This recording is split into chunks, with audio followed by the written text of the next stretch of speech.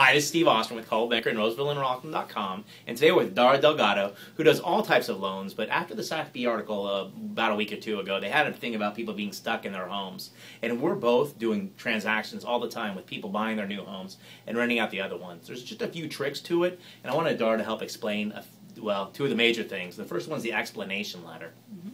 So once I take a loan application, if it looks like the borrower is upside down in the current property that they're purchasing and they're looking to buy another property, an underwriter is going to look at that and say, oh no, are they looking to leave that home by the wayside and purchase this other home?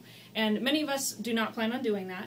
The home happens to be upside down, but that doesn't mean the end of the world. And you have to write a letter of explanation describing what you're going to do with that home. So if you understand you're at a loss, you value your credit, you're not going to let that one go by the wayside. And then the reason you're purchasing the new home. So if your family's upgrading, you need a larger home, different school district, you need a downstairs bedroom for mom who's coming to live with you. Whatever the reason may be, you put that in the letter, and I can also help tidy that up to make it make sense. So that's going to be the strong point of the file.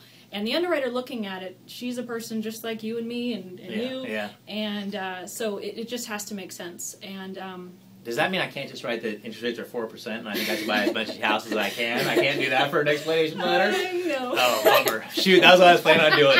The other thing that you need to worry about, or that I've had with my clients, is that reserves. They make you have a certain amount of reserves. What do you have suggestions for that? Is there other ways to, first off, what are reserves and what do you suggest? Okay, so reserve requirements are common with conventional loans. FHA, if you were to be going towards a 3.5% down owner-occupied loan, FHA does not have a reserve requirement. For conventional, however, which currently conventional you can put a minimum of 5% down, they do have reserve requirements. So if the home that you're vacating, you need to have 6 months reserves, and that's 6 months principal, interest, tax, and insurance on that payment for that current home that you're vacating, going to be renting out. Now for the new property, the subject property, you need to have 2 months reserves, so 2 months PITI for the new residence. So, and as far as what can be used for that, your standard savings, checking, retirement can be used, but you have to show the terms of withdrawal to show that it can be liquidated. So as long as you ask that from them, and we'll just look through it and make sure you're good, then I'm seeing, even on my listings, I'm seeing 401k coming for proof of funds a lot nowadays, and that's a good way too. People don't realize that as much, but great, good points. And what I was going to say is that it's possible. People are doing it all the time, and it's easier to rent now than you would think. Right. Some people don't like becoming a landlord, but it's not as hard now as it used to be. It's with the internet the way it is, Craigslist and things like that. So give either of us a call anytime, and we're both know how the process works. My name's Steve Ostrom with Coldwell. My number is 916-308-2446, and what's the best way to reach you? 916-224-3327 or darasloans.com.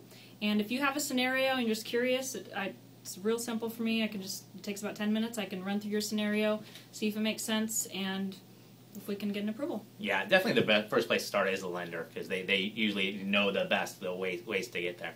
Anyways, thank you so much for watching. Thank you again for coming. I appreciate it. Look forward, hopefully, to hear from you. You guys have a great day. Thank you very much. Bye. Bye.